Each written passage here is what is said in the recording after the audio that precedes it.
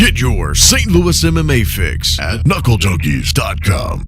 This video is sponsored by Brad Carey with Realty Executives Premier. If you're looking to buy or sell your home, call Brad Carey. Need a lawyer who fights as hard as you? Call John Meehan, attorney at law. Knuckle Junkies here with victorious Yohance Flager. Yohance, you were originally scheduled to fight Kirk Huff out of St. Charles MMA, and then I believe he got sick, had to go to the hospital, dehydration, maybe a bad weight cut, whatever it might be.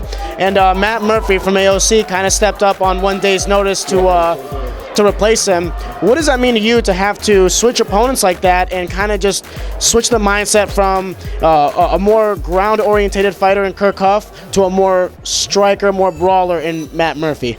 Well, you know, some people might say it's not much of a difference, but they're damn liars, because it's a way big of a difference. As you can see, I was with a stand-up fighter, and I really could have stand up with him. He didn't do anything. I really did more than he did standing up, but instincts, knowing that I was gonna fight a ground guy, I just automatically was ready to take it to the ground the whole time. You know, that's just how mixed martial arts, when you train for something, you usually go back to it when you train for it much.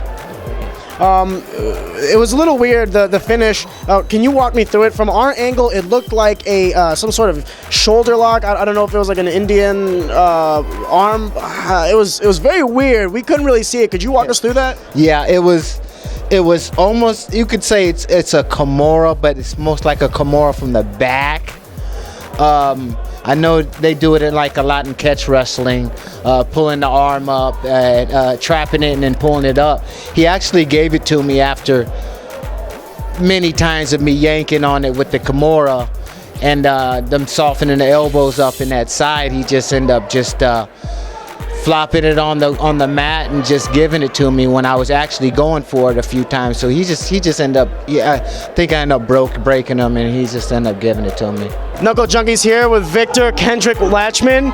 If any of you are wondering why we're sitting down, in the first round, Kendrick did a leg kick that was checked, and in order to prevent further injury, we're just gonna go ahead and do it this way.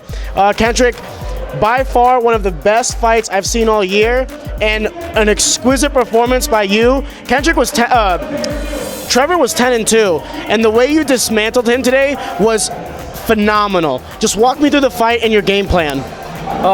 Thank you so much. My game plan was to keep his standing just in and out and make lateral movements like we worked. My coaches study. I don't usually like watching my fighters or my opponents' tapes because I kind of pick up their bad habits and get a little bit lazy. So it's good to always keep that fear and not knowing what's going to happen. So my coaches kind of just watched clips of him and just made a game plan for me, and I stuck with it. There were many times where you would drop him, or many times where he would just kind of fall himself, and you would kind of boat him into like standing back up. The last time when he sat there and tapped, did that shock you? Oh, not at all. I saw it and I felt that he was breaking. A lot of people try to make his height such a big advantage. For me, it wasn't, because I'm a wrestler, so you always know the taller guy don't have an advantage when it comes to clinching. His arms were a lot longer, so I stayed on the inside, was able to control him and set up those dunks. So scored big points off of that, and it was good, it worked. Last time we were here, you only had a 10-second fight. We didn't have much to talk about. Kind of similar story with this fight. Still finished it in the first round, spectacular fashion. It was a little weird. I missed the shot that you caught him with that dazed him. Can you just walk me through that fight? Pretty much, I knew he was going to come at me, try to impose his will. He's kind of one of those muscular guys, but I don't care. I like beating those guys up.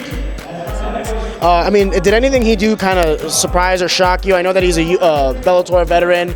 This is probably the highest caliber or higher caliber fighters that you've kind of dominated. How does that feel tonight? It feels good. I'm just glad I was able to impose my will. Pretty much did whatever I wanted to do. I wanted to grind him out. I knew he didn't have the gas tank to go to the second round. He's never been. And I can play with a fighter's mentality. So I just wanted to grind it out, and luckily I called him with some, and I was able to finish it with some knees. Referee called it because he couldn't defend himself, and I got this belt. And I guess the next question is, now as the defending champion, where do you go from here? Do you try to make a Bellator run, or do you want to stay in Shamrock? Kind of, where do you want to go with this? I want to do whatever comes next. It doesn't really matter to me whether it's defending this belt, going to Bellator, or going anywhere else. I just want to keep fighting. Awesome. Bobby, I appreciate the time, man. It was a spectacular fight. knucklejunkies.com